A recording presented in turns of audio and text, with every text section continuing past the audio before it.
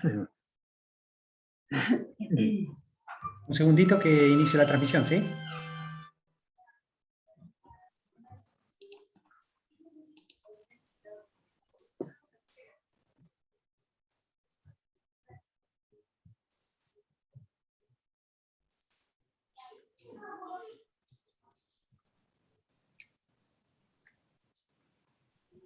¿Les parece que comenzamos? Bueno, perfecto, ahí estamos. ¿Estamos? ¿Esperamos unos minutos o empezamos ya? ¿Cómo lo ven?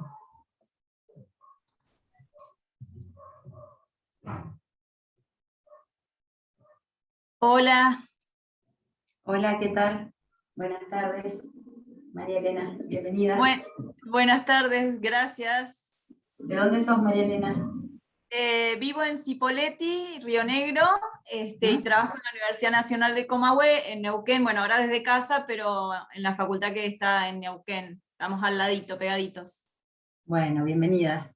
Vamos a Gracias. esperar un par de minutos a ver si empieza a llegar la gente y ya comenzamos.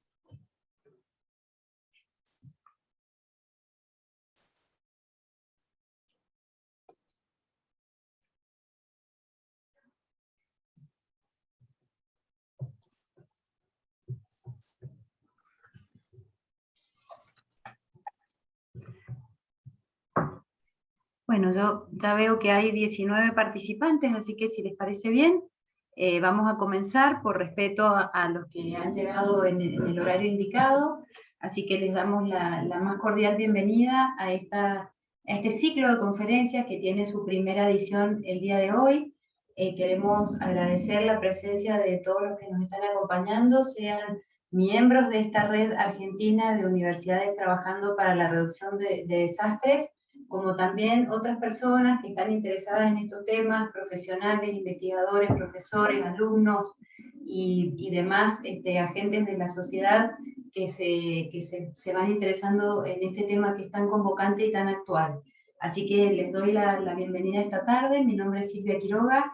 Yo estoy coordinando esta red argentina que ya hace aproximadamente 9 años que está trabajando, y que si ustedes quieren saber un poco más de esta organización, pueden entrar al correo. Tenemos una página web que es www.redulac-medioargentina.com. Ahí ustedes pueden acceder a información sobre las universidades que componen la red. Si hacen un doble clic en los iconos de los distintos logos de las universidades, tienen una manera de acceder a las páginas oficiales de dichas universidades. Y además tienen un conjunto de materiales, de información que pueden llegarles a ser de utilidad y ponemos a su disposición. Así que bueno, hoy tenemos en nuestro primer ciclo de conferencias que va a estar centrado en temas de amenazas, vulnerabilidad y riesgo, vamos a tener expositores de distintas casas de estudio. Antes de empezar con las ponencias, quiero dar un enorme agradecimiento a las profesoras Elsie Julio, Celia Torrens, de la Universidad Nacional de Comahue, porque ellas han liderado la coordinación y la logística de todas estas conferencias que van a tener 3 ediciones durante los meses de septiembre, octubre y noviembre, que les vamos a ir informando paulatinamente. También darle las gracias al Departamento de Geografía y Turismo de la Universidad de Comahue, a través de la profesora Naime Embrive, que han tenido la gran generosidad de permitirnos usar su canal YouTube para hacer llegar este evento a muchas más personas, incluso de manera no sincrónica. Entonces, muchísimas gracias al Departamento de Geografía y Turismo.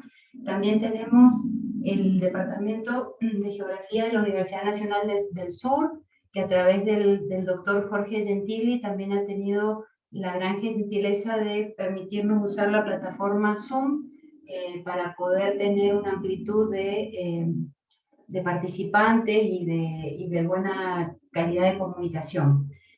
Por último, quiero agradecer también al profesor Eduardo Torres de la Universidad Nacional de San Juan, quien va a tener el rol tan estratégico esta tarde de ser el moderador de las ponencias va también a dirigir después las consultas que ustedes quieran hacer con muchísimo gusto. Así que bueno, tenemos realmente un grupo de universidades muy interesante interactuando en este momento. Les damos las gracias por estar y la bienvenida. Y bueno, estamos a su disposición. Entonces, Ernesto, si querés, te doy la palabra. Muchas gracias.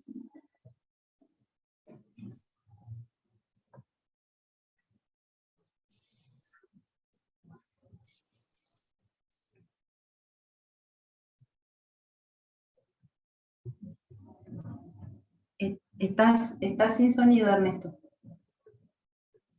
No puedo, ahí está, perdón, no podía desactivar activar, mejor dicho, el micrófono. El inconveniente. Bueno, de la doctora Silvia Quiroga, bienvenida a este primer encuentro, este ciclo de conferencias que organiza Redular. Participar de 3 exposiciones, representantes de distintas universidades, cada uno de los para desarrollar su tema, con posibilidades de extenderse a los 20, a los 15 minutos. Yo les voy a dar avisando que ya que finalicen las exposiciones, daremos lugar a las preguntas que se pueden hacer a través del chat de YouTube, a personas seccionando las preguntas que hagan a través del... Bien, dicho esto, damos lugar a la primera...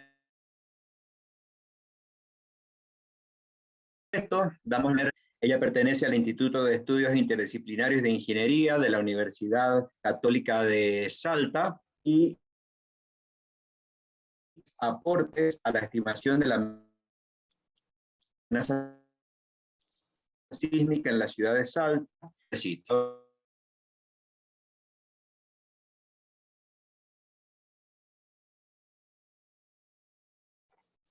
En la ciudad de Salta, que nos comparta su pantalla y vamos a dar...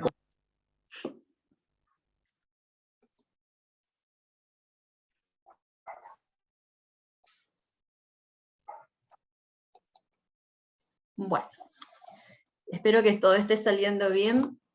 Buenas tardes a todos. Como anunciaron entonces, les voy a comentar algunos aportes que estuvimos haciendo de nuestros estudios a fin de estimar la amenaza sísmica que afecta a nuestra ciudad, y con particular énfasis en el tratamiento de los efectos de sitio. En general, digamos, nosotros, nuestra red que está de universidades, estamos haciendo estudios para tratar de reducir el riesgo de desastre. Una parte de eso corresponde a las amenazas y al riesgo. En este caso es el riesgo sísmico. Ese es el grupo o es la temática de nuestro grupo de trabajo. Y conocido, entonces, acá tenemos una expresión de riesgo en el cual, conocida la amenaza, ya entendida como la probabilidad que se presente un evento, por ejemplo, en este caso un sismo, con mayor de un cierto nivel, en un cierto tiempo de exposición, conocido también la vulnerabilidad, entendida como el estado propio en el que está el elemento que va a ser atacado por esa amenaza.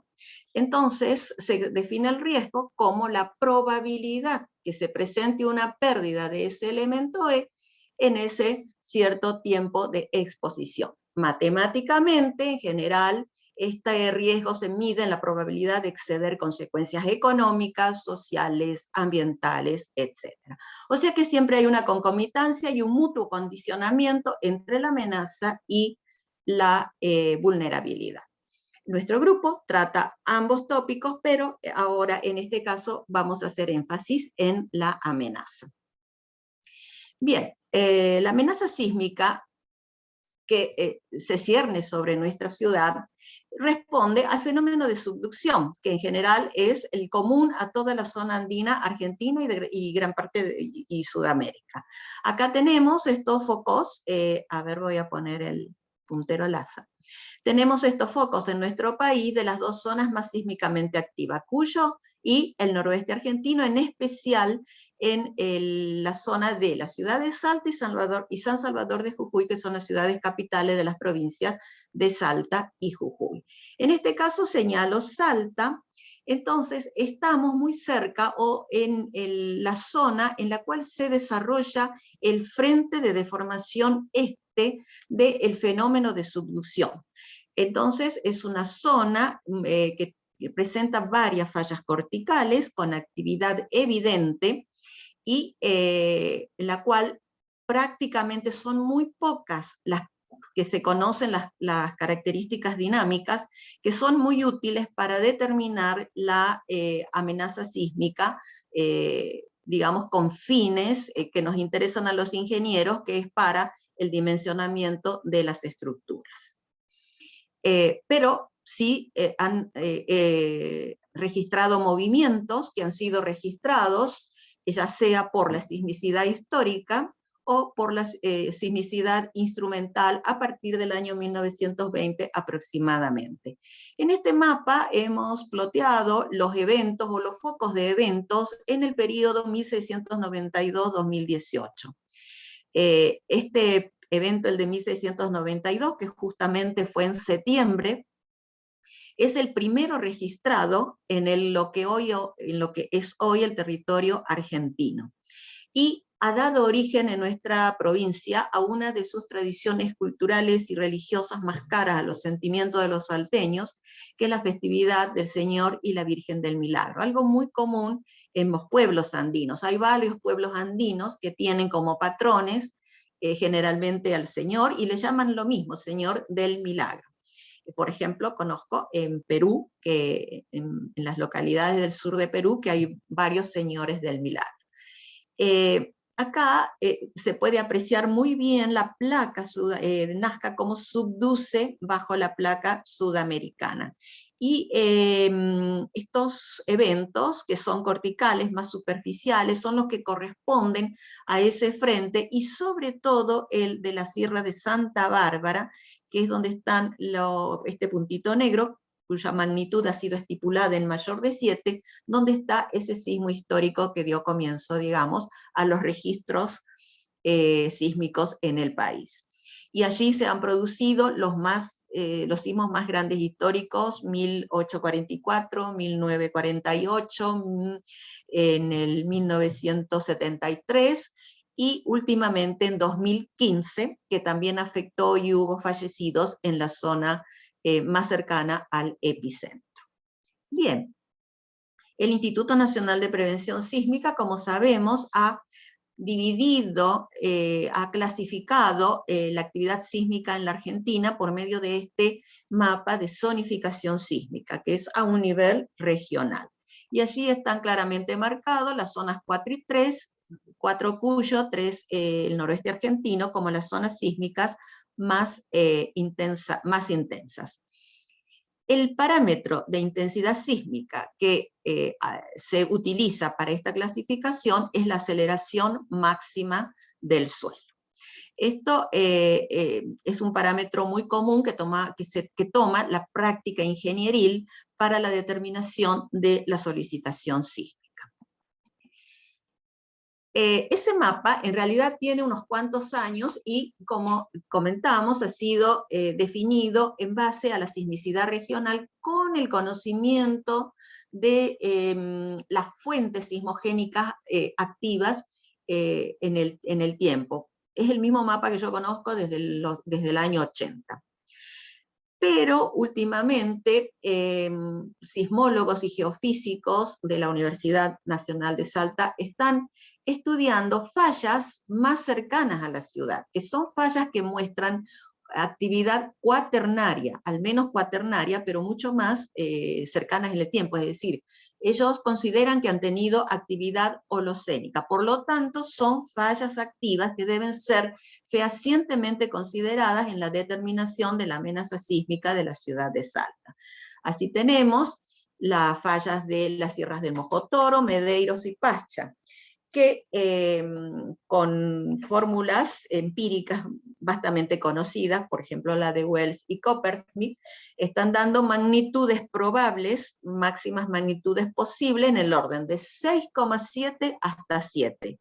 Lo cual ya no estamos en ese frente de deformación que está ubicado a una distancia promedio entre 90 y 100 kilómetros, sino realmente a muy pocos kilómetros o metros de acá de la ciudad de Salta. Por lo tanto, ese amén de caracterizar ya las fallas conocidas, esta es una actividad que se está haciendo actualmente, de ver la sismicidad ongoing que estamos teniendo en las fallas cercanas a la ciudad.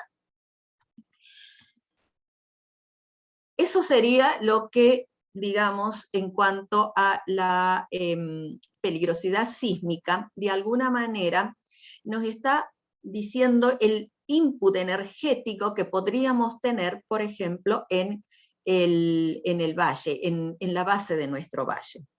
Nuestro estudio se ha concentrado en determinar los efectos de sitio. Cuando llega un input a una estructura, está recorrido un largo camino. Primero en el origen, luego en todo el paso a través de la corteza, luego cuando llega a la base del valle sedimentario, que es donde se asienta la ciudad de Salta, es de ese tipo, luego encuentra condiciones locales de suelo que hace que también cambie su característica, su personalidad, de manera que cuando llega a la estructura ha pasado por estos tres, digamos, grandes filtros energéticos que hacen que llegue de una determinada manera a un sitio y de determinada manera a otro. Entonces, acá tenemos una muestra de del Valle del Lerma, donde se asienta la ciudad de Salta, que está en la parte norte. Entonces, esta es una depresión terciaria. En la base tenemos el Cenozoico, esto es un afloramiento ordovícico, y acá tenemos lomadas terciarias. Entonces, ese valle, que ha sido rellenado en distintos tiempos, demuestra realmente una gran heterogeneidad, tanto en profundidad como en composición. A la parte derecha vemos allí un modelo de isopacas determinado por el año 2000 por medio de gravimetría, donde se pueden ver la profundidad del manto cuaternario, que va desde unas cuantas decenas en el pedemonte al lado de las lomadas que rodean a la ciudad de Salta, hasta varios metros en la parte sur y suroeste. Entonces, esto ya es un indicativo de que podemos tener efectos de sitio, que pueden ser efectos de cuenca, de basín acá, que tenemos porque tenemos una cuenca rellenada con estos mantos blandos. Por supuesto, la profundidad de estos mantos blandos. También tenemos la acción topográfica en las lomas que circundan a la ciudad, que están pobladas, y cada vez también la ciudad se extiende hacia las lomadas. Allí se nos puede dar el fenómeno de atrapamiento de las ondas sísmicas, con los cuales en el camino de ir a venir pueden sumarse estas ondas y producir una amplificación de los efectos. Con eso en vista, entonces, tenemos varias fuentes de efectos sísmicos que podemos analizar y debemos analizarlo en el Valle del Lerma, que es donde se asienta la ciudad de Salta, pero también muchas ciudades, tales así que más del 60 o 70% de la población está en este valle de toda la provincia. Y es un foco no solamente de gran poblamiento social, sino que es el centro económico también de la provincia. Entonces hay hay elementos expuestos bastante valiosos e importantes. Lo más valioso, la vida humana. Bien, entonces este ha sido el objetivo de tratar de conocer estos efectos de sitio para especificar de mejor manera cuál es la amenaza que vamos a tener en cada uno de los sitios de la ciudad. Un problema es la heterogeneidad, como decíamos, de esos mantos. Por ejemplo, acá nada más como muestra tenemos, fíjense, la disparidad que hay en la composición del subsuelo, esto tomado de pozos para el provisionamiento de agua potable, donde en 1100 metros hay una diferencia abismal entre el tipo de suelo, donde uno está formado por gravas y el otro directamente por suelo suelto y blando, en otros hay grandes capas de arcillas, en otros arcillas y gravas intercaladas, con distancias de metros, nada más. Entonces tiene una composición muy heterogénea. Acá también hay 1200 metros y realmente se ve la diferencia en la composición. Por lo tanto, es dable esperar diferentes comportamientos del suelo en distintos sitios de la ciudad de Salta. Entonces, esto nos ha llevado a la necesidad de microzonificar la ciudad. Para microzonificar la ciudad hemos considerado distintos parámetros. Uno, el más importante que tiene interés para la ingeniería y para los ingenieros estructuralistas, es el parámetro BS30, que sería el promedio de la velocidad de onda de corte en los primeros 30 metros, digamos desde la superficie hacia abajo o yendo de abajo hacia arriba los últimos 30 metros, que es donde se fundan las obras civiles. Se han hecho análisis tanto empíricos como analíticos. En este caso, para determinar empíricamente el parámetro, se ha usado sísmica de refracción. Acá está dos instantes en la campaña que se realizó para la toma de datos, utilizando un sismómetro geode y 24 geófonos de 4,5 Hz de frecuencia. El resultado, tenemos un mapa de microzonificación con ese parámetro BS30. Por supuesto que es un mapa donde estas curvas son en realidad interpoladas de los sitios de medición. Por lo tanto, es un resultado, pero no es un resultado definitivo. Es el primer paso para que en el futuro se densifique la malla de mediciones y así poder ajustar mejor este mapa, que por ahora es el primer intento, pero ojalá que digamos, sea mejorado y actualizado constantemente. Otro parámetro importante también con fines ingenieriles y para determinar riesgo sísmico es la aceleración máxima del suelo, ya que como vimos, nuestro mapa de zonificación está en función de este parámetro. Para ello fue necesario realizar estudios de peligrosidad sísmica, en lo cual vamos a distinguir los 3 pasos más importantes, que es la definición de las fuentes sismogénicas que digamos, aportan a la peligrosidad sísmica del sitio, y tenemos zona de subducción y fallas corticales. En el caso de Salta son primordiales la acción de las fallas corticales, que como vimos se ubican principalmente en la Sierra de Santa Bárbara, Sierras Subandinas y la Sierra Oriental.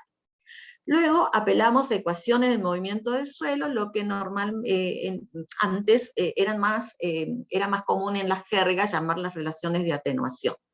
Para ello se utilizaron las relaciones de la próxima generación que se denominan, donde en estas definiciones o en estas fórmulas matemáticas entran en juego muchos parámetros. Y uno de ellos, de los más importantes, es considerar la acción o el efecto de sitio por medio del parámetro BS30. Entonces se ha aplicado los resultados de las mediciones en la definición de estas fórmulas. Y por supuesto todo dentro de un marco de un modelo de probabilidad total. Entonces el resultado han sido mapas de aceleraciones. En este caso tenemos para un nivel de riesgo aproximado de, mejor dicho, 475 a 500 años de periodo de retorno.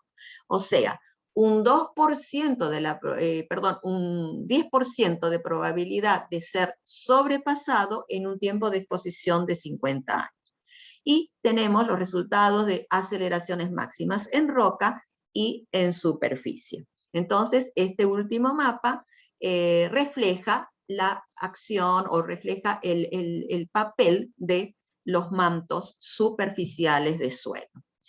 Luego tenemos acá otro mapa, acá está la escala de aceleraciones en porcentaje de G encontrados, también para roca y suelo, pero para un periodo de retorno aproximado de 1000 años, que sería el 10% de ser sobrepasado, pero un tiempo de exposición de 100 años. Bien, otro parámetro que también es importante es el factor de amplificación, es decir, cuánto amplifican estos mantos o cada zona de la ciudad de Salta la onda que le llega al basamento. En ese caso lo hemos hecho en forma analítica, pero también experimental. Experimental por Nakamura, pero no es un método que sea reconocido por la academia como que dé este factor de amplificación de una forma confiable. Entonces, lo que hemos hecho es hacerlo en forma empírica, pero también en forma analítica, porque ya podemos calibrar mejor los modelos numéricos debido a las mediciones que habíamos hecho. Entonces hemos usado distintos software, pero en este caso, por ejemplo, son los resultados obtenidos por Quad4M. En este caso, ¿qué necesitamos? Necesitamos las curvas de módulo de corte y amortiguamiento en función de la deformación de corte del suelo, que han sido tomados de la bibliografía porque no tenemos ensayos de suelos locales, al menos en Salta, pero averiguando también en otras partes no lo hemos encontrado, por lo menos en el país. Necesitamos estas curvas de la variación de la velocidad de onda de corte, BS, con respecto a la profundidad. Y estas fueron ajustadas con las mediciones, hasta en cada sitio donde se hizo el estudio, hasta la profundidad de lo que se denomina la roca base, que en este caso fue el sedimento cenozoico, y al que se le asignó por otros estudios también hechos una velocidad de onda de corte de 1600 metros sobre segundo. Y necesitamos también acelerogramas, historias en el tiempo. Y estas son acelerogramas artificiales en cierta medida porque se tomaron como semilla registros reales en las zonas sismogénicas que afectan a la ciudad de Salta, pero sus espectros fueron ajustados a los espectros de la norma correspondiente a suelo duro. Acá tenemos una de las transetas o de los perfiles considerados en método de elementos finitos. Entonces se ha discretizado el valle en varias secciones, considerando las propiedades del suelo en cada uno de los sitios, y los acelerogramas han sido introducidos como input en la base de lo que sería la base del valle, para ver cómo la acción después cambia para llegar a la superficie y tener una idea del comportamiento de los suelos de Salta ante acción sísmica. Por ejemplo, Lía, acá Perdón, Lía. Lía, ¿me escuchás? Sí, sí. Estamos en 20 minutos. Lo que pasa es que no podía habilitar el micrófono para avisarte antes. Pero si querés podés cerrar y ya seguimos con la próxima conferencia. Cierro. Simplemente mirar cómo acá está el factor de amplificación, donde 1 no amplifica y en algunos puntos hay mucha amplificación. Rápidamente, esto en rojo es el espectro en la base y en negro es el espectro cómo amplificaría en la superficie. Es decir, para una estructura ubicado en el suelo, donde se va a fundar, por ejemplo, en este que estoy señalando, con respecto a lo que entra en la base, amplificado casi 4 veces. Y es esta la solicitación que tiene que considerar el ingeniero para determinar las solicitaciones. Bueno, acá también hay distintos parámetros o distintas amplificaciones. Las pelotitas corresponden a más o menos amplificación y están para un mismo sismo con distintas frecuencias. Lo mismo hicimos para otro acelerograma. Aquí cambia totalmente, es otro acelerograma, es otra historia que viene de otra, que tiene otro origen, y también tenemos distintas respuestas. Bien, rápido los resultados. Estos conocimientos están a disposición de los decisores. Formamos parte de la Comisión de Riesgo Sísmico del COPAIPA, por lo tanto, tenemos todos estos conocimientos van hacia la profesión a través del Consejo Profesional. Como vieron, la estimación de la peligrosidad sísmica no es una tarea simple y tampoco la comunicación de los resultados. Y para avanzar en el conocimiento de todo lo que significa una amenaza natural, es importante el trabajo en conjunto de varias áreas, de la ciencia y de instituciones, y sobre todo que sea del interés de los líderes sociales. Y estos resultados son una foto actual, pero tienen que ser actualizados constantemente. Muchas gracias y perdón por haberme sobrepasado un poco. No, está bien, Lía. Problemas técnicos me impidieron avisarte, así que Ay, muy perdón, bien, perdón. y bueno, Y yo la verdad que me olvidé de mirar el reloj, lo tengo en mano, pero me olvidé. agradecemos mucho tu presentación. Y le damos lugar ahora a la licenciada Luciana Narváez. Ella pertenece al Instituto de Geografía Aplicada de la Facultad de Filosofía, Humanidades y Artes de la Universidad Nacional de San Juan. El título de su trabajo es Estimación de la vulnerabilidad sísmica mediante la técnica de evaluación multicriterio, Sistema de Información Geográfica, caso de estudio Departamento Posito, San Juan, Argentina. Mientras Luciana nos presenta su pantalla para dar comienzo, les repito al público que nos está acompañando que pueden hacer sus consultas una vez que concluyan las exposiciones mediante el chat de Zoom, a través de YouTube, y de lo contrario está habilitado el correo de Redulac, que la doctora Silvia Quiroga lo ha puesto en el chat. Se los reitero por las dudas: redulac.argentina@gmail.com. En el asunto les pedimos que pongan consulta al expositor tanto, y Redulac se va a ocupar de redirigir el correo al expositor. Muy bien, si ya está todo listo, escuchamos a la licenciada profesora Luciana Narváez. Buenas tardes a todos.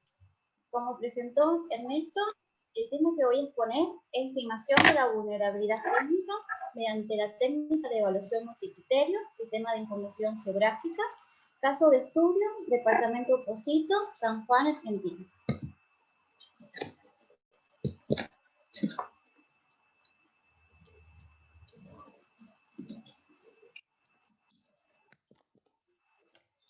El objetivo general del trabajo es determinar áreas diferenciales de vulnerabilidad sísmica en el departamento Posito mediante la técnica de evaluación multicriterio, Sistema de Información Geográfica. Los objetivos específicos son evaluar los criterios de tipo factor y limitantes físicos, sociales, económicos, etc., que determinan la vulnerabilidad sísmica a través de técnicas estadísticas, confeccionar diferentes mapas, modelos decisionales de vulnerabilidad sísmica mediante la combinación algebraica de capas temáticas en un sistema de información geográfica, y validar los resultados obtenidos con técnicas estadísticas y en el terreno. Desde la línea de la geografía y los riesgos ambientales se puede definir la vulnerabilidad sísmica como la susceptibilidad de la población o elementos expuestos a sufrir daño debido a la incapacidad para absorber, oponer resistencia y adaptarse o recuperarse al cambio generado por un evento sísmico. Además, se considera que la vulnerabilidad está conformada por distintas dimensiones. En este caso, dimensiones seleccionadas para evaluar la vulnerabilidad sísmica son humano, físico, peso poblacional, instalaciones vitales, económicas. Perdón, justo me tapa la pantalla el esquema, no puedo leer las demás, pero seguro que ustedes las pueden visualizar. Bueno, cada una de estas dimensiones a su vez están conformadas por distintos criterios que los voy a presentar en la metodología. En el siguiente diagrama de flujo están representados los procedimientos utilizados. Es decir, que para lograr el objetivo, que es elaborar mapas de vulnerabilidad sísmicas, se utilizaron las técnicas de análisis espacial mediante la integración de la evaluación multicriterio, enmarcado en el paradigma de la decisión multicriterio con enfoque normativo de la teoría de la decisión y los sistemas de información geográfica. Básicamente, para lograr estos modelos, se puede resumir este diagrama de flujo en la conformación de distintas matrices. Primero se elaboró la matriz de evaluación, en la cual se presentaron y organizaron los criterios y las alternativas. Es decir, que primero se establecen los criterios, en función de ellos se buscan los datos, se mira la vulnerabilidad y después se armaron las capas temáticas. Estas capas temáticas, posteriormente, fueron convertidas en criterios de tipo factor o tipo limitantes. Además, seguido a esto, uno de los principios de la evaluación multicriterio establece que el conjunto de criterios a evaluar debe ser lo más completo posible. Y por el otro lado, mínimo y no redundante, es decir, que no se integren varios criterios que estén aportando repetidamente la misma información. Así, para evitar el problema de la redundancia, todas las capas temáticas fueron espacialmente correlacionadas. Y en función de estos, con los criterios finales, se elaboró la base de datos geográfica, a la cual se le aplicó el análisis de la calidad del dato, es decir, se controló la calidad del archivo de datos, para controlar la existencia de datos atípicos, que pueden ser por ejemplo ceros o no, y la validación geométrica topológica. La siguiente matriz que se armó es la de matriz de prioridades, en la cual se le asignó pesos a los factores. Y una vez elaborada la matriz de evaluación y la de prioridades, es posible acceder de esta manera a los procedimientos de la MC para la evaluación final de las alternativas. La evaluación multicriterio ofrece distintas técnicas para la evaluación que las podemos agrupar en dos grupos. Por un lado, las técnicas compensatorias, en la cual consiste en que un valor bajo en la alternativa de un criterio puede compensar un valor bajo de esa misma alternativa en otro criterio, como en el caso de la combinación lineal ponderada aplicada en este trabajo. Y por el otro lado tenemos un grupo de las técnicas no compensatorias, en la cual consiste en que un valor bajo en un criterio no puede ser compensado o equilibrado con un valor alto en otro criterio, como es el caso del método de riesgos mínimos y riesgo creciente que también se aplicaron en este trabajo. Finalmente, con los resultados obtenidos, se realizó la importante etapa de validación de estos modelos mediante el análisis de sensibilidad explícitamente espacial y el análisis in situ, para darle credibilidad a los modelos elaborados y resultar de esta manera más confiable el método de MC escogido como el que mejor explica las áreas con vulnerabilidad altas identificadas. Para comenzar con la aplicación de la metodología, voy a presentar el área de estudios y brevemente las características geográficas del mismo. El departamento Pocito, como pueden ver, se encuentra representado en el modelo digital del terreno.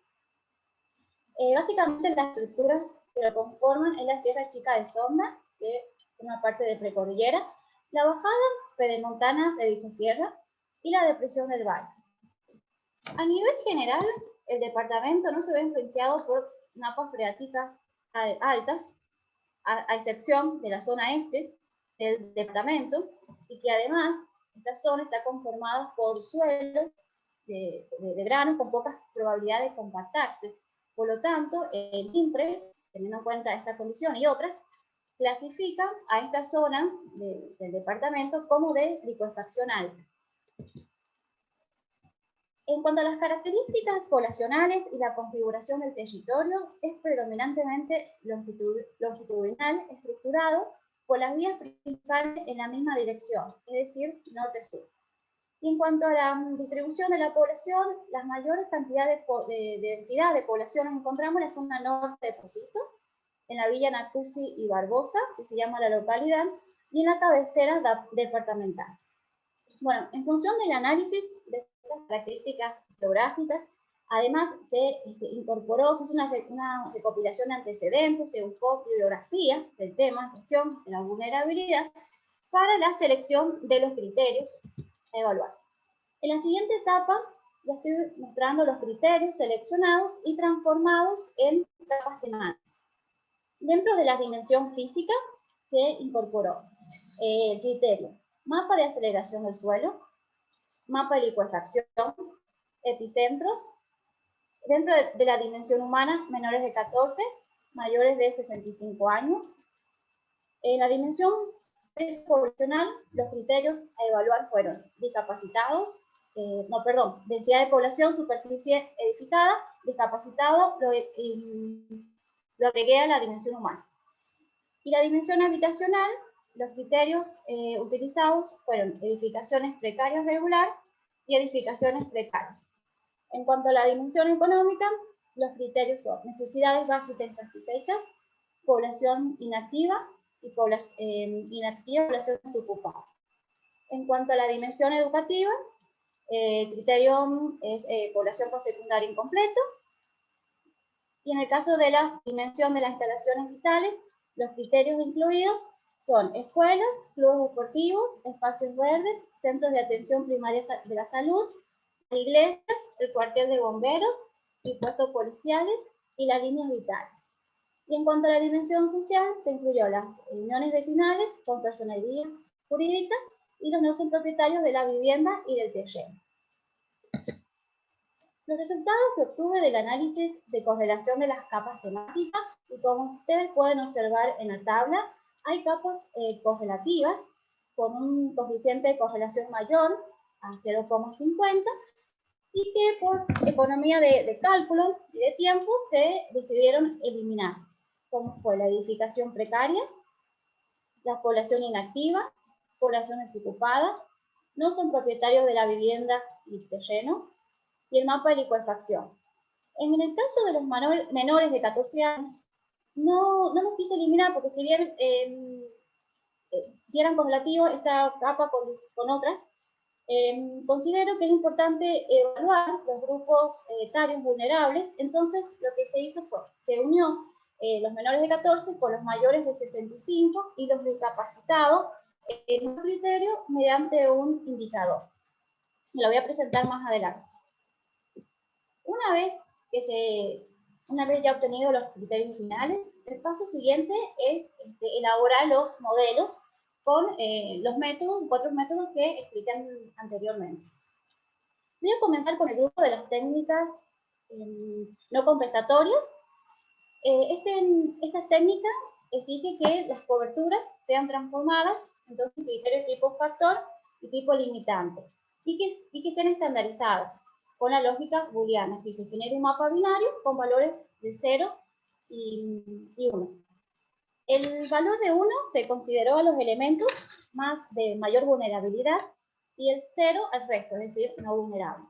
En cuanto a las restricciones, se incluyó el mapa de aceleración y licuefacción y las condiciones de esta cobertura es, tenemos áreas de baja aceleración y baja licuefacción por un lado y la área de alta aceleración y alta licuefacción. En el criterio epicentro tenemos las áreas de alta frecuencia y las áreas de baja frecuencia. En las líneas vitales tenemos fuera del área de 500 metros y dentro del área de 500 metros. Tipo de edificaciones, el área sin edificaciones precarias regulares y áreas con edificaciones precarias regulares.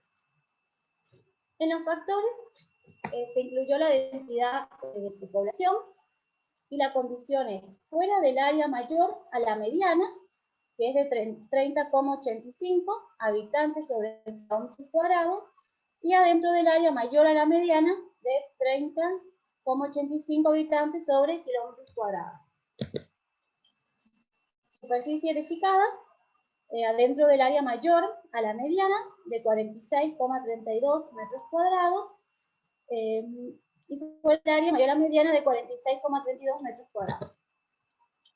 Humano, fuera del área mayor a la mediana de 130,85 habitantes, y por el otro lado, dentro del área mayor a la mediana de 130,65 habitantes. Las necesidades básicas insatisfechas, la condición es fuera del área mayor a la mediana de 36,5 hogares, y adentro del área mayor a la mediana de 36,5 hogares. Secundario completo, fuera del área mayor a la mediana de 199 habitantes y adentro del área mayor a la mediana de 199 habitantes. En cuanto a las instalaciones vitales, se trabajó con un buffer de distancia de 500 metros Entonces, en el caso de la escuela corresponde a adentro del área 500 metros, fuera del área 500 metros, los clubes deportivos, lo mismo con los hospitales, ¿sí? Los espacios verdes, adentro del área 500 metros, por el área 500 metros, y seguir manteniendo la distancia para generar los buffers en cada una de las instalaciones vitales. Las uniones vecinales, adentro del área 500 metros, fuera del área 500 metros, en el caso de las iglesias lo mismo, adentro del área 500 metros, fuera del área 500 metros, y en el caso de las áreas servidas por bomberos y policía, acá se tuvo la referencia de tiempo de 5 minutos. Adentro del área servida de 5 minutos y por otro lado fuera del área servida de 5 minutos. Una vez que se terminó de estandarizar todos los criterios, fueron combinados mediante el operador AND lógico o la multiplicación de matrices, y obtuve el mapa de riesgos mínimos. Como se puede observar en el triángulo de decisión estratégica, el método riesgos mínimos se mueve en el eje de las X con el riesgo mínimo en la toma de decisión, es decir, tomar una decisión equivocada, y en el eje Y sin nivel de compensación. ¿Esto qué significa? Que se reduce el área de selección al mismo tiempo que se reduce la posibilidad de tomar una decisión incorrecta. En cuanto al mapa generado con el riesgo creciente, en este caso el procedimiento consiste en sumar los factores y el resultado se multiplica por el producto de las restricciones. Como se puede observar, si se compara este mapa con el anterior, debo destacar cómo este modelo hace más amplias las superficies de selección, al mismo tiempo que hace más amplia la posibilidad de tomar una decisión incorrecta. En cuanto al otro grupo de las técnicas que quedan, que serían las técnicas compensatorias, como es el método de combinación lineal ponderada, si leemos el triángulo de decisiones estratégicas, se mueve en el eje de las X con el riesgo medio de equivocarse y en el eje de la Y con el nivel de máxima compensación. Estas técnicas también exigen que los factores sean estandarizados. En este caso, se utilizó la lógica Fuzzy. La lógica Fuzzy... Luciana, perdón, estamos en 15 minutos. ¿Sí? La lógica Fuzzy exige que los factores, un buen conocimiento de los factores, ya que se deben ajustar a determinadas funciones, como también si las funciones son crecientes o decrecientes, ingresando los puntos de cortes. También, una vez que se hace la estandarización, se le debe agregar un peso a los factores. Yo acá estoy mostrando la tabla con la columna de los eigenvectores principales y el peso de cada factor. Es muy importante en este método que ofrece Saty, lo que es la consistencia de los juicios. En este caso, al ser inferior a 0,10, nos está indicando que la consistencia es razonable, es decir, que fueron bien asignados los pesos a los factores. Finalmente obtuve este modelo en donde cada mapa de factores estandarizados se multiplica por el peso del factor y luego se suma. Este resultado se multiplica por cada una de las restricciones. Bueno, rápidamente, el método de combinación lineal cuadrada con pesos iguales, el procedimiento es igual que el anterior, la diferencia está en que no se jerarquizan los factores y el peso se obtiene, como pueden ver acá, es en la fórmula 1 entre n, es decir, que todos tienen el mismo peso, y el resultado es muy parecido entre esos dos mapas. Bueno, para ir terminando la comparación y la validación de los resultados con estos 4 modelos, fui a hacer el análisis in situ en el terreno, hice la comparación para ver qué mapa explica mejor la vulnerabilidad sísmica en Pocito, en función de los limitantes y las restricciones impuestas. En este caso, el mapa que mejor explica es el modelo creado con el método del riesgo mínimo. Yo acá agregué algunas imágenes de las zonas que fui a hacer el análisis, y este método delimita 2 áreas diferenciales. Por un lado, las áreas con alta vulnerabilidad, que se encuentran en forma dispersa en todo el territorio, en sentido norte-sur, y el área baja, que corresponde al resto del departamento, y es el que domina en extensión. Estos resultados de los modelos se nos validó con el análisis de sensibilidad explícitamente espacial. Bueno, rápidamente voy a explicar que consiste en hacer una correlación entre la matriz de cada factor modificado, se modifica los factores y los pesos en forma aleatoria, en las alternativas, luego se lo correlaciona con el modelo original.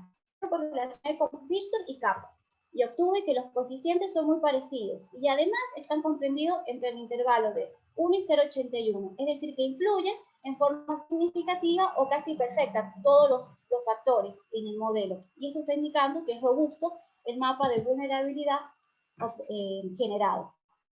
Este mapa se encuentra publicado en la web con plataforma de la nube en las siguientes aplicaciones, y tienen el link pues, si los quieren consultar. Finalmente, las conclusiones, voy a cerrar la exposición con imágenes del terremoto que sucedió en San Juan el 18 de enero del 2021, este año. Este terremoto sucedió meses después de que yo haya terminado el trabajo y que haya generado este mapa de vulnerabilidad. Lo que hice al otro día del terremoto fue ir a las zonas que sufrieron daños y sacar fotos. Entonces, pude comprobar la fiabilidad del método, porque las áreas que se han visto dañadas con este terremoto coinciden con las áreas determinadas por el método del riesgo mínimo. La bibliografía, y muchas gracias por su tiempo y atención.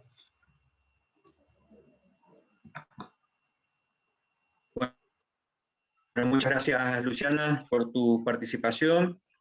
Vamos a escuchar ahora la próxima conferencia, que estará a cargo del ingeniero Víctor Burgos. El ingeniero Burgos pertenece a la Universidad Tecnológica Nacional Regional Mendoza, al Departamento de Ingeniería Civil, al Instituto Regional de Estudios del Agua y al Instituto Nacional del Agua, Subregencia Centro Regional Andino. El título de su presentación es Aluviones, crecidas, inundaciones y sequías en Mendoza y Catamarca, análisis desde una perspectiva de reducción del riesgo de desastres. Bueno, mientras Luciana deja de compartir pantalla, vamos a escuchar al ingeniero Burgos, y les recuerdo que una vez que termine la próxima exposición, podemos hacer algunas preguntas por chat, a través de YouTube o a través del correo electrónico, si así lo desean. Bueno, está todo listo, lo escuchamos, ingeniero. Bueno, buenas tardes, muchas gracias por la presentación. También quería agradecer a las coordinadoras, y en especial atención a la doctora Silvia Quiroga por bueno, la gran labor que viene desarrollando con la Redulac Argentina. Les he traído una presentación media extensa, espero ser breve y vamos a ir acelerando a medida que avancemos, a ver si no me corren los tiempos. A modo de introducción, vamos a cambiar un poquito la temática de la amenaza, vamos a hablar de amenazas hídricas. Yo concibo al riesgo hídrico como una función sencilla, digamos, que vincula la amenaza por un lado y la vulnerabilidad por otro. A la derecha vemos una figura también muy simplificada de 3 variables, incluyendo la exposición, que muchos de los autores la diferencian, ¿no? Como en forma explícita, en forma independiente.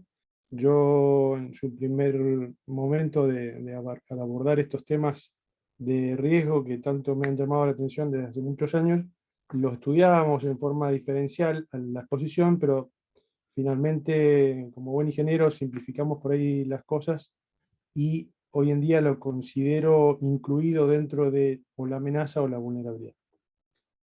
Dentro de la amenaza nosotros vamos a ver algunos casos de ejemplos de aplicaciones que hemos podido participar respecto de amenazas socionaturales en su mayoría, algunas netamente naturales como la sequía, y algunas antrópicas, como por ejemplo la implementación de obras, como una presa por ejemplo, que inciden en un riesgo, digamos, incremental que no existía antes por una potencial rotura de la obra, o el mismo hecho de implementar una obra que pueda afectar aguas arriba, por ejemplo, con la inundación de un valle, del agua embalsada que afecta a una localidad, por ejemplo. Dejo planteada acá en este slide algunas inquietudes, algunas preguntas, digamos, que siempre nos hemos ido planteando, algunas de las cuales todavía están sin respuesta. Diferentes autores que vienen estudiando estos temas hace muchos años, sobre todo desde el enfoque social, incluyen variables como la resiliencia, esa amenaza, o ese peligro latente que pueda ocasionar estos daños. A mí me ha costado mucho incluirla, poder cuantificarla, digamos, ¿no? Poder mapearla, la resiliencia, para poder incorporarla en una función un poco más descriptiva dentro del riesgo. Otra variable muy interesante que tenemos que empezar a acostumbrarnos a incluir es la incertidumbre, es decir, nuestros resultados deberían contener el rango de confianza, digamos, el intervalo de confianza de nuestro número, ¿no? Y la verdad que pocas veces he intentado poder calcular la incertidumbre total que queda en el resultado final, ¿no? O en un mapa de riesgos. Una de las preguntas iniciales también era en qué unidad se especifica el riesgo, digamos, se manifiesta. O sea, una muy buena definición compartida por las expositoras anteriores tiene que ver con la probabilidad de ocurrencia de un daño ante una amenaza, un peligro ejercido ante un bien o una persona, una comunidad expuesta con una cierta característica de vulnerabilidad. Entonces ya estamos hablando de probabilidad. Un poco más avanzado en el tema sería pasar esa probabilidad de daño a cuantificar el daño. Entonces estamos hablando de que la unidad es una unidad económica, digamos, ¿no? En dólar, o en peso, o en euro.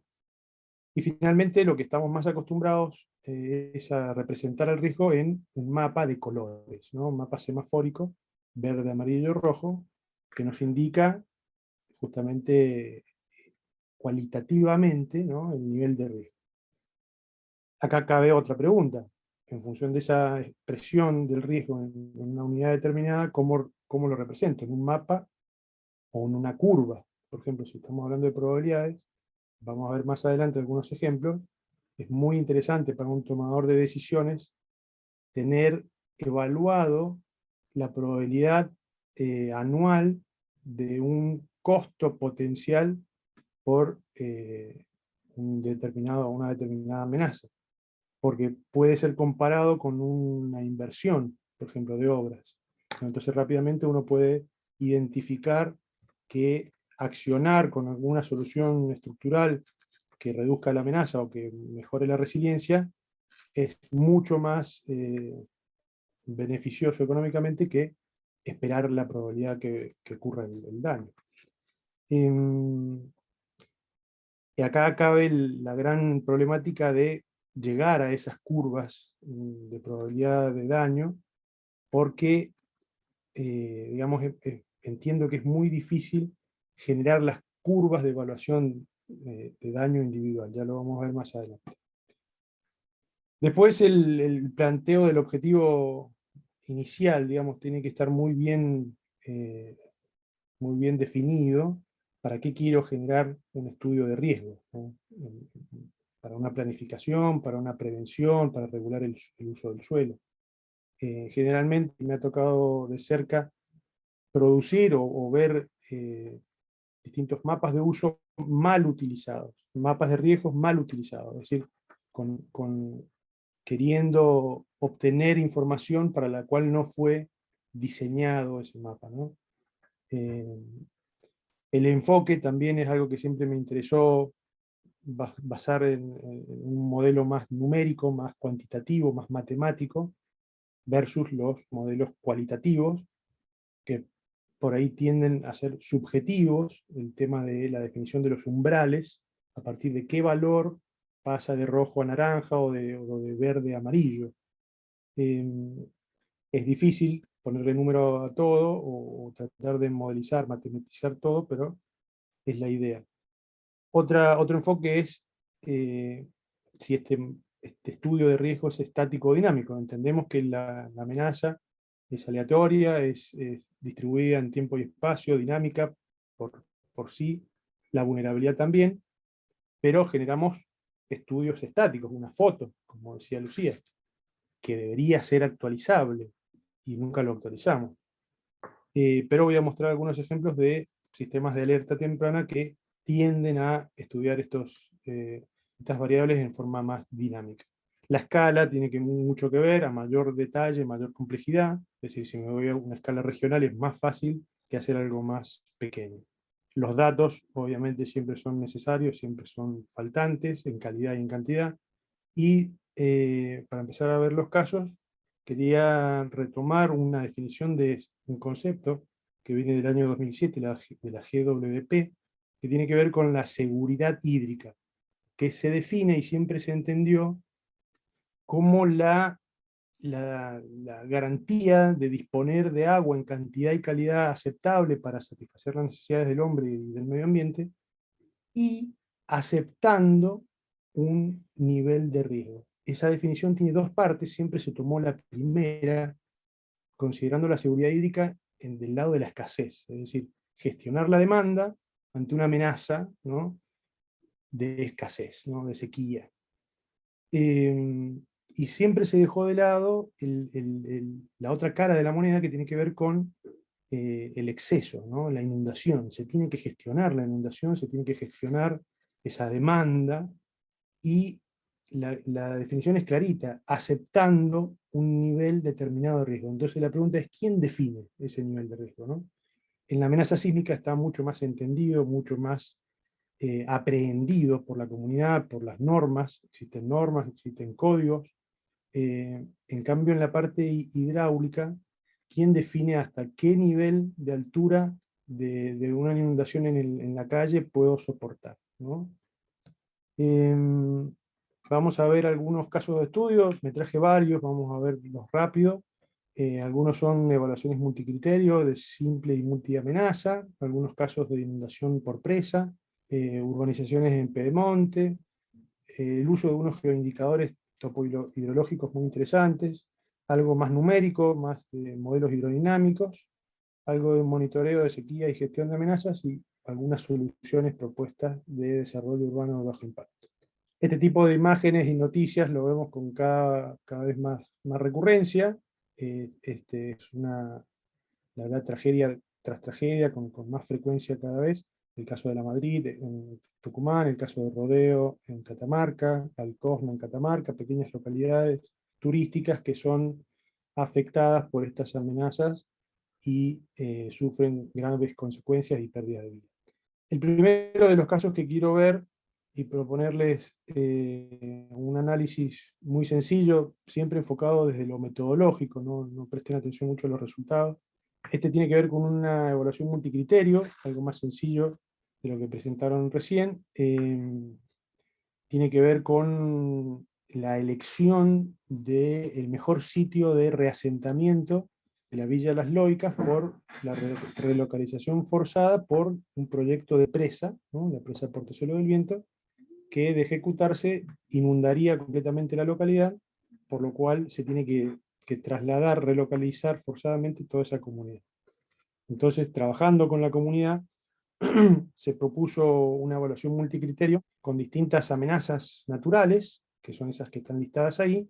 Es multiamenaza porque incluye amenazas hídricas, amenazas volcánicas, avalanchas de nieve, sismo y viento, subdivididas en subvariables en función de la información que se disponía. Este fue un trabajo muy expeditivo. Se utilizó la misma metodología que presentaron anteriormente, a través de pesos ponderados, con la técnica de análisis jerárquico. Ahí se ven las matrices pareadas para comparar de a pares las distintas variables. La diferencia fue que se hicieron talleres a través de encuestas a muchos, más de 20 personas, para poder encontrar un valor representativo de un grupo, un focus group. Finalmente, básicamente es una función algebraica que multiplica cada uno de estos pesos, de estas subvariables por sus pesos, ¿no? Con la variable, digamos, homogeneizada, estandarizada. Acá vemos algunos niveles de información, un mapa de amenaza de vientos, un mapa de isocurvas de téfras, la máxima exposición de ceniza volcánica, algunos modelos numéricos de estabilidad de laderas. Acá vemos una foto y un modelo 3D indicando en las zonas rojas los puntos más propensos a deslizarse. Acá vemos el área de inundación de la presa, la Villas Eloicas está aquí. Vemos los posibles sitios preseleccionados de reasentamiento con sus áreas de cobertura de nieve máxima, sus cuencas, su red hidrográfica, sus puntos de estabilidad de laderas, pendientes máximas.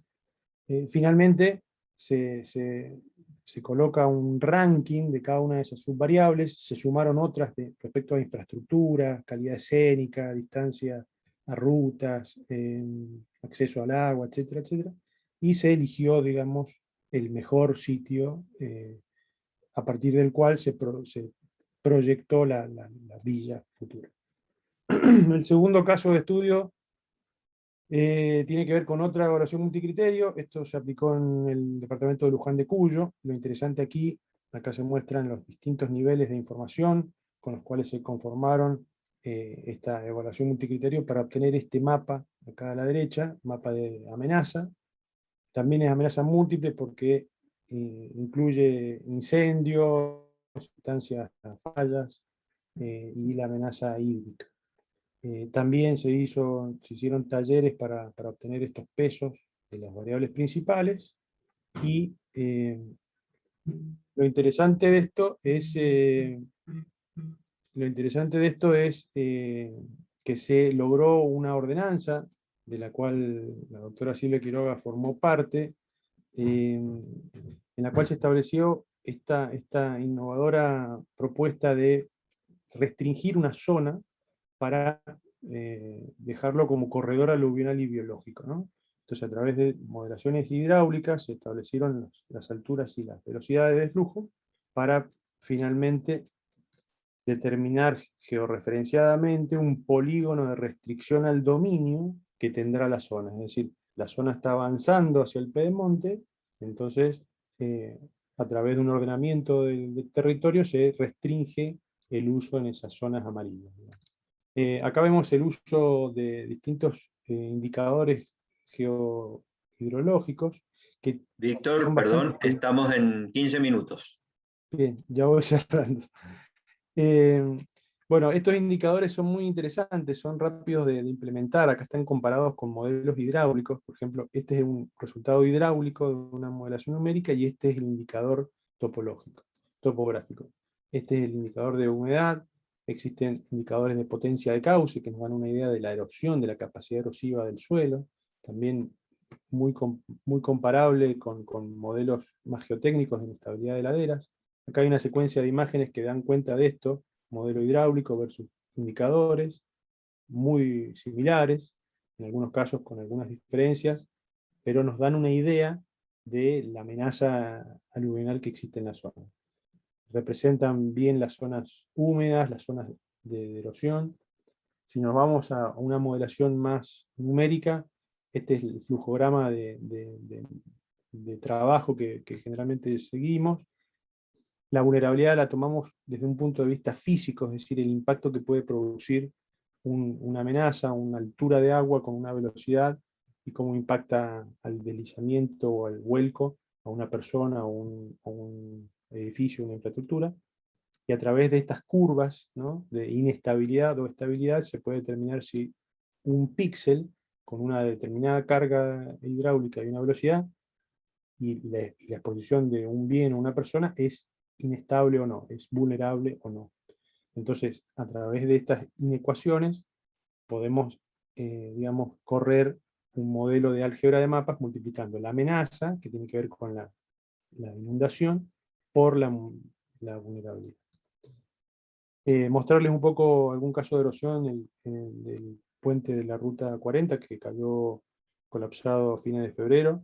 Se hizo una modelación hidrológica, se determinaron la cobertura vegetal, la geomorfología para reconocer características de la cuenca, el potencial de escurrimiento, infiltración de los suelos, la subdivisión de áreas homogéneas hidrológicas, resultados de velocidades. Acá los colores rojos indican más velocidad, flujo más rápido.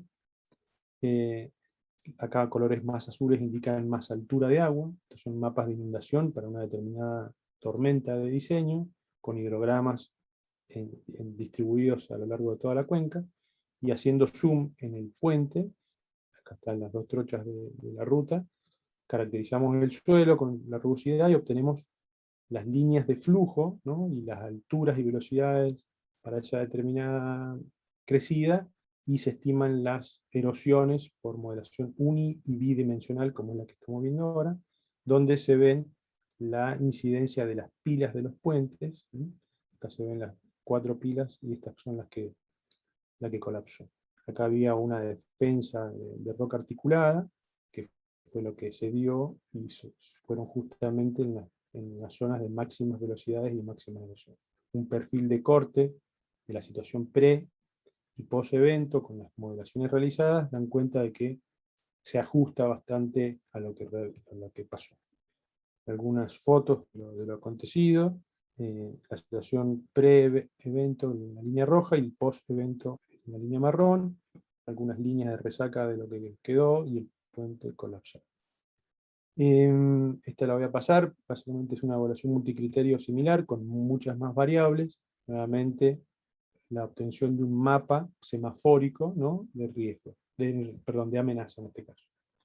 Este es el producto final, en el cual la Agencia de Ordenamiento Territorial, a través de un convenio con el INAH, pudo utilizarlo para planificar el uso del suelo, y hay 2 propuestas de leyes ahí dando vuelta. Finalmente me quedo con esta para mostrarles una curva de función de daño. Por ejemplo, esta curva representa qué porcentaje de daño tiene una casa, por ejemplo, tipo 1, de mampostería, para una serie de alturas de agua. Por ejemplo, para 1 metro de agua, el 60% del costo de esa obra, de esa infraestructura, es dañado. Entonces, crear estas curvas para poder cuantificar y sumar, digamos, integrar todas las afectaciones para poder conformar este tipo de curvas. Probabilidad de la amenaza, de la inundación en este caso, respecto a un daño. Entonces, a menor probabilidad, mucho mayor el daño, ¿no? Menor frecuencia de la amenaza, mucho mayor el daño. Este tipo de curvas... Perdón, estamos en 20 minutos. Te damos un ratito para el cierre, para las conclusiones, si te parece. Sí, me quedo con esta. Cierro con esto. Dale. La idea es, digamos, poner en evidencia que los resultados de mapas de riesgo sirven para la planificación, pero por ahí este tipo de curvas también se ve mucho en ingeniería de presas. Acá sí hay normas o guías, ¿no? Como el Bureau Reclamation de los Estados Unidos, proponen líneas umbrales, líneas límite, a partir de las cuales se considera aceptable o no el nivel de riesgo. Acá, por ejemplo, son pérdidas de vidas humanas en escala logarítmica versus probabilidad. Entonces, estamos hablando de probabilidades muy pequeñas, de 10 a la menos 6, 10 a la menos 5, pero estamos hablando de centenares a miles de vidas de pérdida de vida. Bueno, eso, y disculpen lo largo que se me hizo. Bueno, muchas gracias. Agradecemos al ingeniero Víctor Burgos por su presentación y habilitamos ahora la posibilidad de preguntas por parte del público. Yo voy a estar atento al chat. Pueden haber preguntas por YouTube. Pero de todos modos está habilitado. Recuerden el correo de Redulac, redulac.argentina@gmail.com. En el asunto le pedimos que coloquen consulta al expositor tanto, el apellido, y nosotros se lo redirigimos. Muy bien, hay felicitaciones para todos los expositores acá en el chat.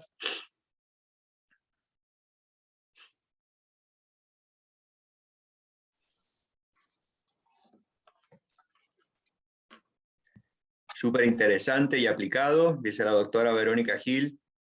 Excelentes exposiciones. Felicitaciones, Víctor.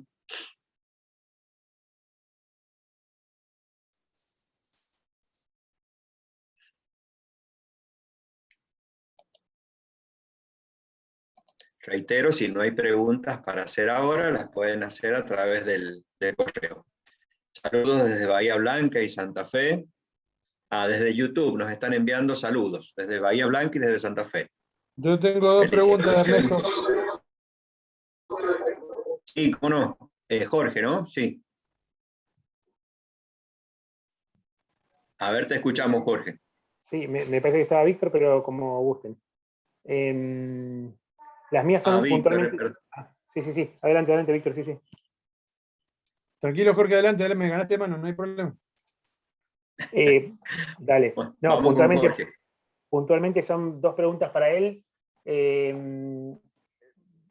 Más allá de que presentaste varios casos, te pregunto para alguno de ellos, o en la generalidad, ¿cuál es qué usás como base, como base topográfica, dado que está muy disponible la cuestión de los DCM y no tanto así de los DTM para las cuestiones de modelado? ¿Con cuál te basás generalmente para tratar de alcanzar un poco más de precisión, ¿no? Sí, perfecta la pregunta. Depende de la zona. Nosotros vivimos en una zona con mucha pendiente, sin bosques, entonces un DCM no hay problema, digamos.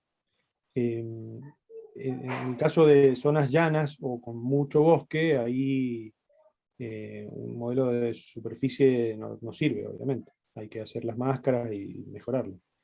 También depende mucho de la escala, ¿no? Si la escala de trabajo es muy chica, yo necesito mayores precisiones y ahí sí necesito hacer las máscaras y tener elevaciones de terreno y no superficies de canopia, por ejemplo. Pero a nivel de cuenca, con los modelos gratuitos que hay dando vuelta, sobran, ¿no? Yo estoy manejando mucho a los Pulsar de 12 metros y está resobrado. El IGM tiene 4 metros, modelos de superficie por restitución aerofotogramétrica en varias partes de Argentina y sobran, andan muy bien. Después me voy al otro extremo, trabajo en consultorías o trabajos institucionales donde los vuelos con dron están muy de moda y las precisiones son cada vez más chiquitas, pero al final cuando querés trabajar con precisiones de 15 centímetros, tenés tanta información que tenés que terminar degradando la información de base. Entonces hay que compensar, digamos, pero es buena la pregunta. Gracias. Muy bien, Víctor, querías preguntar. Sí, yo quería preguntar a Lucía y después a Luciana también. Primero a Lucía, más que nada por el mapa que vi, uno de los mapas finales, resultantes, lo vi como un TIN, como una red de triángulos. Quería preguntar si probaron con otra metodología, con otro algoritmo de interpolación, por ejemplo el Kriging, como para que suavice, o un mapa de tendencias, para suavizar un poco esos mapas.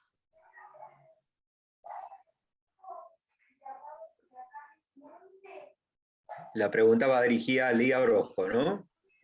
Perdón, Lía, sí. Sí. Hola, sí. No, como dijiste Luciana, por eso no contesté, perdón. No, perdón, Lucía, te dije, te cambié el nombre, perdóname. Sí, no, la parte esta de los sistemas de información geográfica, yo les dije, o sea, están hechas con Kriging, porque se usó la interpolación Kriging. El problema quizás sea los pocos puntos que tenemos, es decir, son casi 30, 40 kilómetros de largo de la ciudad, 10 kilómetros de ancho, y las mediciones por ahora andan en unos 30 lugares nada más. Entonces, la verdad, por eso puse mucho énfasis en la interpolación, ¿no? Porque es lo primero que se hizo en la campaña que se pudo hacer, y sí, no, soy absolutamente consciente de que hay que disminuir el paso, ¿no?, de las mediciones para hacer una mejor. La idea es no interpolar directamente, porque por ejemplo mediciones de periodo fundamental del suelo sí fueron hechos cada 3 cuadras, 2 cuadras, y la heterogeneidad de esos resultados es increíble, porque está hecha con mayor detalle.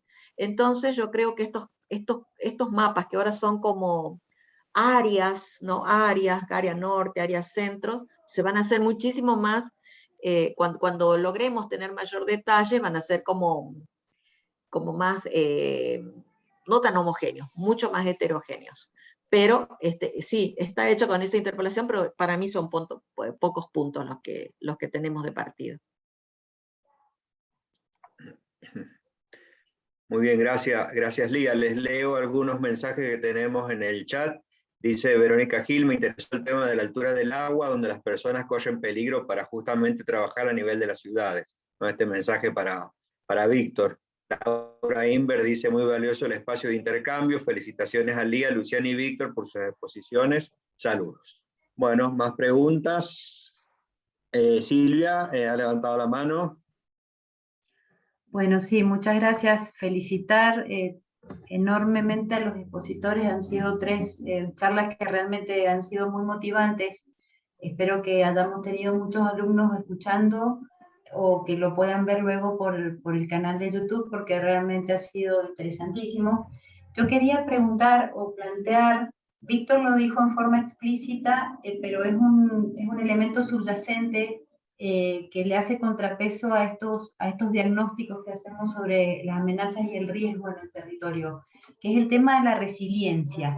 Quiero preguntarles a los 3 si alguno de ustedes desarrolló algún aspecto relacionado con la resiliencia como aspecto complementario al estudio que va en principio más centrado en las amenazas para luego entender el riesgo.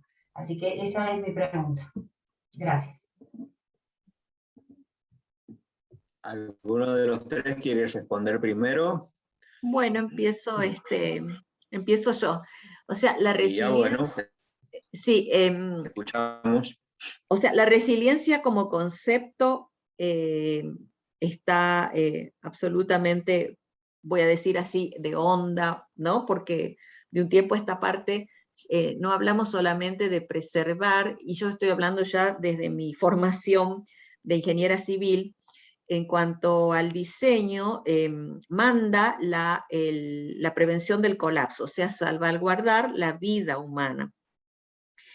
Yendo a un diseño, lo que denominamos en la parte de ingeniería sísmica, el diseño por performance o por comportamiento, y más aún por resiliencia, lo que se busca no solamente es salvaguardar la vida humana, sino también la vida social, económica, es decir, la interrupción de la vida sea lo más corta posible y genere el menor costo, hablando no solamente de dinero, que es la verdad que a los decisores hay que presentarle las cosas en dinero, sino también en todo el otro patrimonio económico, social, etc. Nosotros en la práctica de la ingeniería civil, estoy hablando, estamos todavía un poco lejos de poner la resiliencia en juego, en el tapete. Por allí, tanto como para esto como para la peligrosidad, por ahí lamento que, digamos, Buenos Aires no está en la zona andina. Estoy hablando de la parte sísmica, ¿no? Entonces, realmente, incluso en nuestra sociedad, es mucho más frecuente, digamos, la probabilidad es mayor de, por ejemplo, el riesgo hídrico que el riesgo sísmico. Entonces, nos cuesta hasta lo básico, o sea, que se tome conciencia de la amenaza y de la alta vulnerabilidad que tenemos. Nosotros hemos estudiado la vulnerabilidad física también. que es, digamos, el campo de la ingeniería civil. Entonces, nos cuesta llegar muchísimo a quienes realmente ayudarían, ¿no? en la parte aplicable de la resiliencia. Entonces, la tarea no es solo académica, la tarea también es como una comunicacional, la tarea es de esto, ¿no? de hacer conciencia, y que alguna vez llegue a ser una demanda de la sociedad, no una imposición de política o de los decisores, sino también una demanda de la sociedad. Y un poco eso lo hacemos en el aula, lo hacemos con los alumnos, con charlas, y intentando, digamos, sembrar desde donde podemos la idea. Así que el estudio de la resiliencia ya como modelo, ya incorporado a los estudios lo tenemos, pero desde un punto de vista académico, y justamente estamos desarrollando trabajo, pero todavía están en su parte, en sus comienzos, ¿no?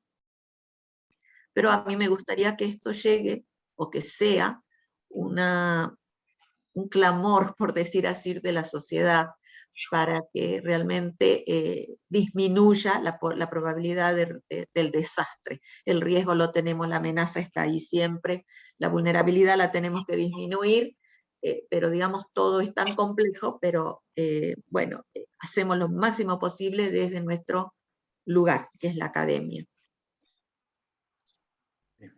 No sé si contesta la pregunta, pero es el sentimiento de resiliencia. Cuando hablamos de resiliencia es lo que a mí me motiva, me surge, y la preocupación, ¿no? Sí, Luciana bien, gracias, Lía.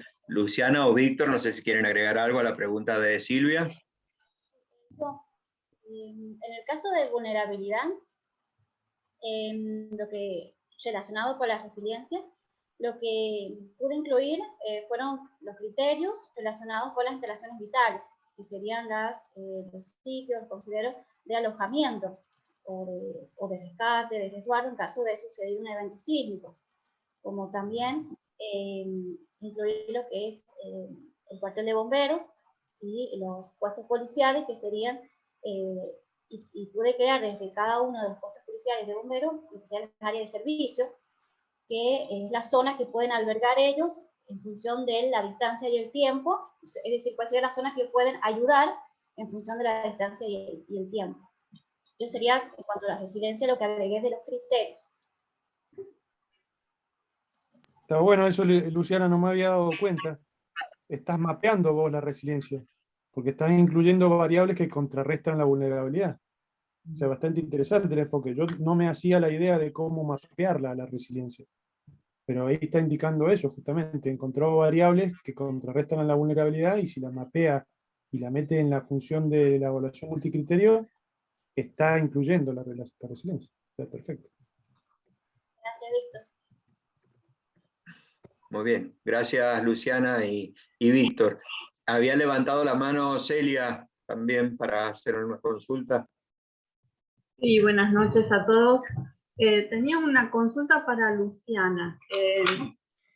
Vos dijiste en un momento que habías eliminado de tu modelo las variables de viviendas precarias y desocupación. Si no escuché mal, porque escucho medio bajito. Y no me quedó claro por qué eliminabas de tu modelo esas variables. Bien.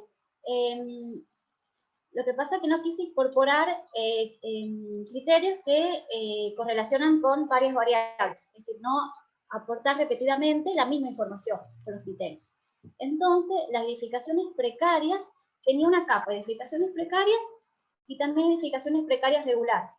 Esa fuente la obtuve de catastro. Y me correlacionaba, o sea, no sé, más de 0,80, la verdad no recuerdo el número. Entonces, ahí fue cuando decidí dejar una, que es edificaciones precarias regular, porque leyendo también el catastro, son las edificaciones que tienen peores condiciones aún que las edificaciones precarias solamente. Sí, por eso es que dejé edificaciones precarias regular. Bien, gracias. Bien, gracias Luciana. Silvia, puede ser que hayas levantado la mano nuevamente. A ver, Silvia, te escuchamos.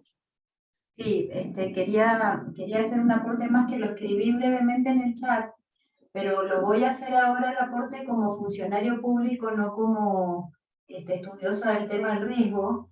Y quiero decir que en la Municipalidad de Luján, cuando tuvimos el aporte de un equipo donde estaba Víctor e hicieron esa modelización que se compartió recién como uno de los ejemplos, esta modelización del riesgo hídrico en el piedemonte de Luján de Cuyo, realmente quiero decir que nos cambió la manera de hacer el ordenamiento territorial. Es decir, ya no podíamos hacer ojos que no ven, corazón que no siente. Ya tuvimos que hacernos cargo de esta información tan valiosa, tan detallada, georreferenciada, incluso expresada en términos de un semáforo. Esto nos obligó realmente a dar un salto que nos costó un montón, y que torpemente nos hemos ido acomodando a ese input de información nueva y fresca sobre el tema de riesgo, que realmente nos transformó la manera de hacer ordenamiento territorial. Yo, como funcionario ahora de la Dirección de Ordenamiento Territorial, digo, fue impresionante el cambio al que nos sometió tener este tipo de modelización. Nos obligó a una actualización normativa, nos obligó a generar un montón de procesos en el territorio con los actores, con la corrección de tipos de comportamiento que eran muy perjudiciales y que se habían naturalizado. Puso en evidencia la necesidad de que el Estado verdaderamente tenía que jugar un rol mucho más comprometido en este tema del riesgo. Y esto viene a colación de que muchas veces nosotros, ahora me vuelvo a la academia, nosotros como profesores o como investigadores muchas veces estamos desanimados diciendo nadie escucha nuestros diagnósticos, o nadie entiende esto del riesgo, o no nos hacen caso, o a nadie le interesa. Recién Lía decía, hay que hablar en términos a veces de pérdidas en dinero para que nos entiendan, y yo comparto eso y lo he vivido en lo personal, pero a la vez digo que en la medida en que vayamos haciendo estos trabajos aplicados y teniendo esa interacción con los otros actores del Estado y también con la sociedad, realmente se empieza a generar un círculo virtuoso que ayuda a la resiliencia, ayuda a construirla. La resiliencia también es una construcción social, entiendo yo, tanto como el riesgo. Entonces, creo que todos en más o menos medida ya estamos metidos en estos circuitos de interacción con los otros actores y no solamente desde la academia. El caso de Víctor y mi caso en este espacio de Luján realmente fue un cambio de paradigma para nosotros en el ordenamiento territorial. Se nos hizo más chico el territorio, porque ya no, el territorio no daba igual, no era todo lo mismo, no era todo utilizable. Se nos recortó enormemente y nos puso en un desafío enorme, pero con la conciencia tranquila, porque por lo menos hemos redireccionado algunas maneras de hacer las cosas, y intentamos hacerlo mejor, ¿no? Pero realmente fue un cambio muy, muy impresionante, que muestra una nueva manera de hacer gestión territorial. Así que bueno, agradecer ese aporte y la generosidad de Víctor de estarlo compartiendo ahora. Muchas gracias. Gracias, Silvia. Mientras aguardamos más preguntas, hay saludos de Leonard Milanese, de Lucila Grant. La conferencia está grabada y va a estar subida en YouTube para quienes preguntan. Bien. Celia ya habló. No sé si querías hacer otra pregunta, Celia, acá tengo un chat. No. Perfecto. Carla Prevoste dice, excelente las conferencias y el intercambio, muchas gracias. Alejandro Monti, Silvia, es trabajar para cambiar enfoques, emergencias, hacia un enfoque de prevención.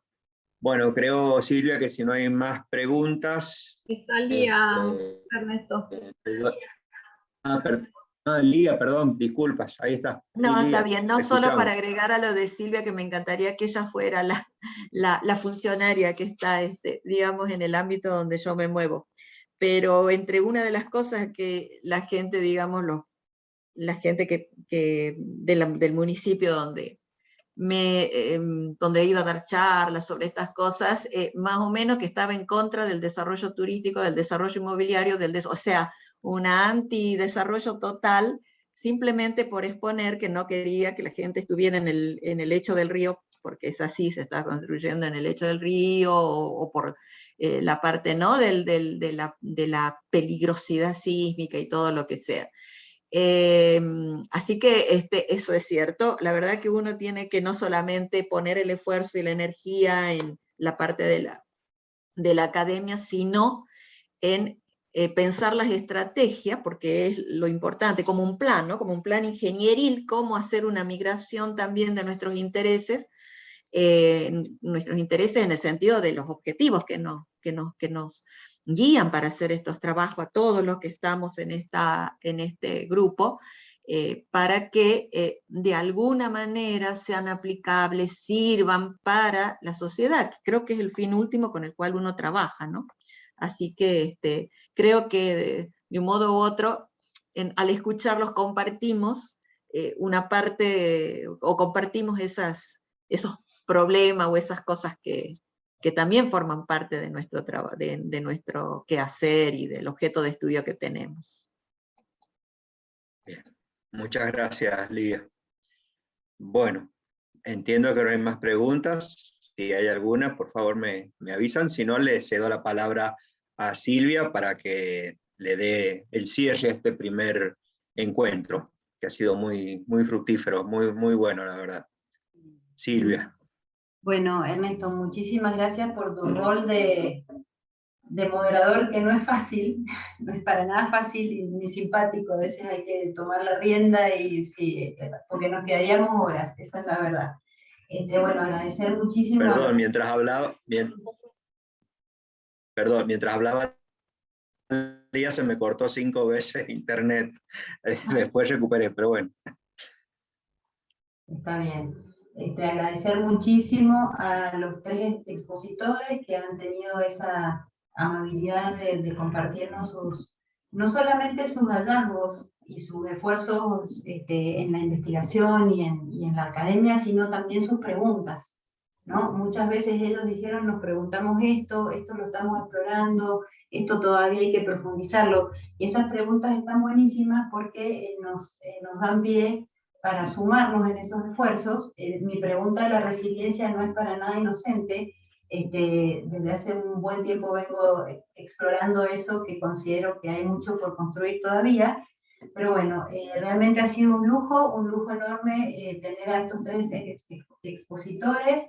Recuerdo que Lía Orozco pertenece a la Universidad Católica de Salta, Luciana Narváez pertenece a la Universidad Nacional de San Juan, y Víctor Burgos pertenece a la Universidad Tecnológica Nacional Regional Mendoza. Es decir, tenemos a 3 distintas universidades argentinas que a través de ellos están dando una muestra de los esfuerzos por esto de contribuir en la reducción del riesgo. Así que bueno, vamos a seguir con unas otras conferencias que se van a sumar a esta que hemos tenido hoy. Tenemos la próxima que va a realizarse el día 21 de octubre, es decir, a poco más de un mes de esta que hemos tenido hoy. Va a ser muy interesante porque los ejes que se van a tratar en esa conferencia son políticas públicas y reducción del riesgo, construcción social del riesgo y comunicación. No, perdón, me equivoqué, vuelvo para atrás. En las conferencias del 21 de octubre vamos a tener el tema de salud mental vinculado a las emergencias y los desastres, y el tema de gestión de riesgo y cambio climático. Eso va a ser el 21 de octubre. Y el 11 de noviembre, que es la tercera edición de estas conferencias, tendremos el tema de políticas públicas, construcción social del riesgo y comunicación del riesgo.